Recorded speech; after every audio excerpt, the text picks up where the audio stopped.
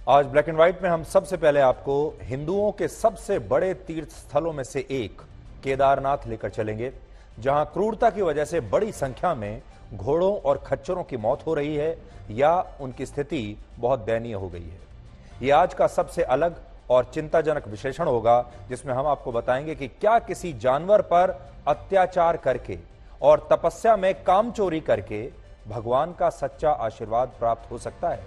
और आज हम केदारनाथ में वीडियो बनाने वाले लोगों से यह जरूर कहना चाहेंगे कि अगर सरकार ने मंदिर परिसर में मोबाइल फोन वर्जित कर दिए तो यह देखना बड़ा दिलचस्प होगा कि फिर कितने लोग केदारनाथ जाते हैं।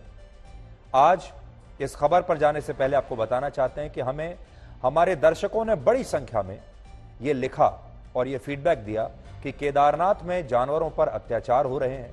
हमारे बहुत सारे दर्शकों ने सोशल मीडिया पर खुद वीडियो बनाकर पोस्ट किए हैं और कहा है कि इस पर कुछ होना चाहिए, और इसे हम अपना कर्तव्य समझते हैं कि हमारे जो दर्शक हैं हमें जो फीडबैक देते हैं, जो चाहते हैं हमसे, हम जरूर उस पर पहले अपना होमवर्क करें, रिसर्च करें और फिर वो खबर आपके सामने रखें। इसलिए आज आप सबकी डिमांड पर यह खबर आपके सामने पेश है। तो कुछ देर के लिए आप अपनी सीट की पेटी बांध लीजिए, क्योंकि हम आपको केदारनाथ ले जाना चाहते हैं और उस क्रूरता के बारे में बताना चाहते हैं जो बेजुबान जानवरों के खिलाफ हो रही है। उत्तराखंड में जो 4 धाम यात्रा होती है उसमें से एक धाम केदारनाथ का है, और यह धाम देश में स्थित 12 ज्योतिर्लिंगों में से एक है, और यह भारत में 110 करोड़ हिंदुओं की आस्था का एक बहुत बड़ा केंद्र है। लेकिन दुख की बात यह है कि इस पवित्र धार्मिक स्थल पर पिछले 65 दिनों में 90 खच्चर और घोड़ों की मौत हो चुकी है, और यह सिलसिला अब भी जारी है। 25 अप्रैल को जब केदारनाथ धाम की यात्रा शुरू हुई, तब से लेकर अब तक औसतन हर दिन एक या उससे ज्यादा खच्चर और घोड़ा केदारनाथ ट्रैक पर चढ़ते हुए दम तोड़ चुका है, और अभी यह यात्रा 14 नवंबर तक चलने वाली है। और इस दौरान केदारनाथ आने वाले श्रद्धालुओं की संख्या इतनी ज्यादा हो चुकी है कि इन मौतों के बारे में बात करने के लिए किसी के पास कोई समय है ही नहीं। हालांकि इस खबर पर हमारी टीम ने लगातार 10 दिन तक काम किया, और इस दौरान हमें ऐसे बहुत सारे वीडियोस मिले जिनमें 16 किलोमीटर लंबे केदारनाथ ट्रैक पर कई खच्चर और घोड़े बदहवा स्थिति में पड़े हुए थे।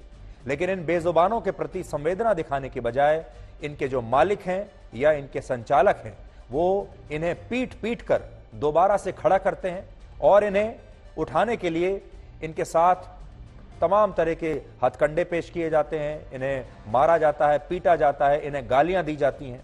और ये तस्वीर आप देख रहे हैं, इस तरह की क्रूरता की ये कोई इकलौती घटना नहीं है। पिछले 65 दिनों में इन खच्चरों और घोड़ों पर हिंसा करने के लिए 14 मामले स्थानीय पुलिस में भी दर्ज हो चुके हैं, क्रूरता के मामले, और ये वो मामले हैं जिनमें शिकायत हो पाई।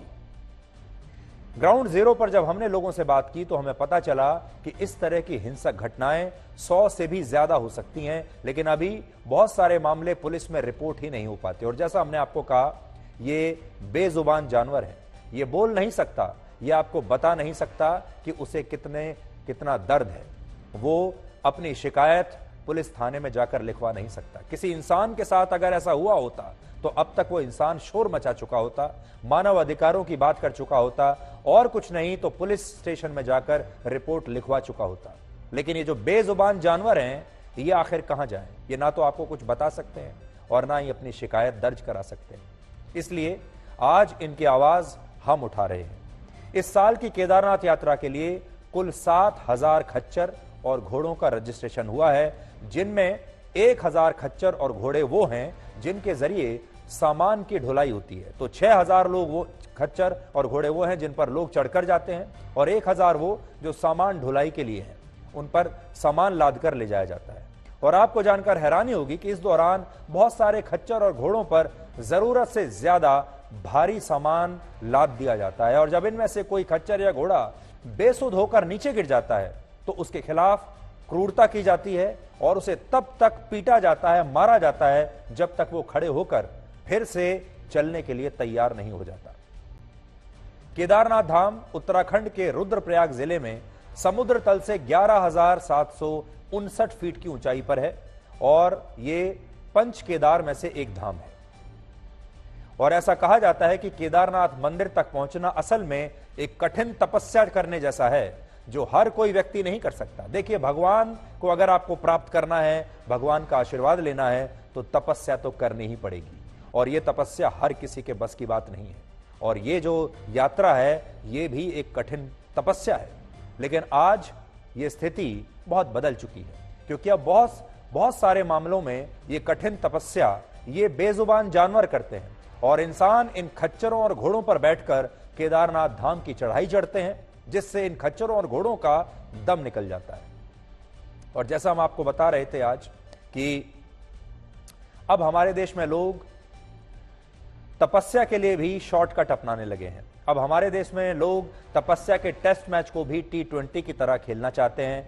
वो चाहते हैं कि उनके हिस्से की तपस्या ये घोड़े और खच्चर कर ले।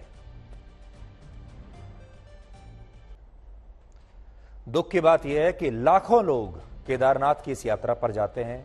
उन लोगों के सामने इन जानवरों पर, बेजुबान जानवरों पर ऐसे ही हर रोज अत्याचार होता है, लेकिन ये लोग ना तो कभी इसके बारे में बात करते हैं, ना इसके खिलाफ बोलते हैं, ना इन घोड़ों के मालिकों से कुछ कहते हैं, बल्कि बहुत सारे लोग तो इन्हीं बेजुबान कमजोर जानवरों की पीठ पर बैठकर केदारनाथ धाम तक जाते हैं। अगर ये घोड़े बीच में गिर भी जाते हैं तो भी लोग इंतजार करते हैं कि ये दोबारा खड़े हों और वो दोबारा इनके ऊपर बैठकर केदारनाथ धाम तक जाएं। आप सोचिए, ऐसे लोगों को क्या कभी भगवान का आशीर्वाद प्राप्त होगा? केदारनाथ धाम का एक तरफ का ट्रैक, यानी एक तरफ की यात्रा 16 किलोमीटर की है और यह ट्रैक गौरीकुंड से शुरू होता है, जहां श्रद्धालु मंदिर तक यात्रा करने और फिर वापस आने के लिए खच्चर और घोड़े बुक करते हैं। और इस तरह जब कोई व्यक्ति कोई खच्चर और घोड़ा यात्रा करने के लिए बुक करता है, तो वो जानवर चढ़ने से लेकर वापस उतरने तक 32 किलोमीटर की कठिन यात्रा तय करता है। तो आप समझिए, एक तरफ की यात्रा 16 किलोमीटर और वापसी 16 किलोमीटर, ये हो गए 32 किलोमीटर की एक यात्रा हो गई। और जब कोई व्यक्ति यहां से बुक करता है तो वो ऊपर जाता है, फिर नीचे आता है। 32 किलोमीटर की यात्रा के लिए वो घोड़ा या खच्चर बुक करता है। पहली बात तो ये, हम तमाम ऐसे श्रद्धालुओं से कहना चाहेंगे कि इस यात्रा का असली फायदा आपको तभी होगा जब आप अपने दोनों पैरों पर चलकर इस यात्रा को करें। यही तो तपस्या है, और उस तपस्या से अगर आप बचना चाहते हैं तो इसका मतलब भगवान ने आपको नहीं बुलाया।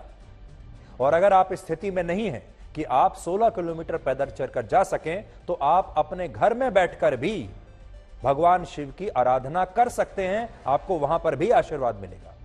और हर खच्चर और घोड़े को प्रतिदिन ऐसी 2 यात्राएं और कई बार भीड़ ज्यादा होने पर 3-3 यात्राएं भी एक दिन में करनी होती हैं। आप ध्यान से सुनिएगा इस बात को। एक घोड़ा या एक खच्चर कम से कम 2 यात्रा तो करता ही करता है। यानी आप सोच लीजिए, इस हिसाब से ये बेजुबान जानवर प्रतिदिन औसतन 64 किलोमीटर की कठिन यात्रा करते हैं, 64 किलोमीटर एक दिन में। और इस दौरान इन जानवरों को इतना थका दिया जाता है कि कई बार वो बेहोश होकर गिर जाते हैं। आरोप है कि बहुत सारे संचालक इन खच्चर और घोड़ों को ठीक से खाने पीने के लिए भी कुछ नहीं देते, इसलिए ये घोड़े कमजोर होते चले जाते हैं और निर्बल होते चले जाते हैं। और कई बार 64 किलोमीटर एक दिन में, और कई बार उससे भी ज्यादा एक दिन में इन्हें चढ़ना पड़ता है, भारी वजन के साथ। सोचिए कितना बड़ा विरोधाभास है कि इंसानों ने इस अत्याचार से बचने के लिए खुद के लिए तो बहुत सारे श्रम कानून बना लिए, जिन्हें हम लेबर राइट्स कहते हैं, ह्यूमन राइट्स कहते हैं। अपने लिए इंसान ने सब कुछ बना लिया कि ये हमारे ह्यूमन राइट्स हैं, ये हमारे मजदूरों के राइट्स हैं, हमें इतना पैसा मिलना चाहिए, हमें वीकली ऑफ मिलना चाहिए, 8 घंटे से ज्यादा काम नहीं करेंगे। ये सारे इंसानों ने अपने लिए नियम बनाए हैं, जिसकी वजह से उन्होंने ये इंश्योर किया कि इंसानों का शोषण ना हो पाए। लेकिन जब इन्हीं इंसानों द्वारा बेजुबान जानवरों का ऐसे शोषण होता है, तब कोई कानून की बात नहीं करता। हमारे देश में जानवरों के भी कई अधिकार हैं, लेकिन इन अधिकारों की किसी को ना तो कोई चिंता है और ना ही किसी को इनके बारे में जानकारी है, क्योंकि जानवर बोलकर अपने अधिकारों को इंसानों से मांग नहीं सकता। इन जानवरों की बस एक ही गलती है कि ये बोलकर अपने अधिकार मांग नहीं सकते, और इसलिए इंसान इसी कमजोरी का फायदा उठाते हैं और इन जानवरों पर इसी तरह अत्याचार करते करते चले जाते हैं।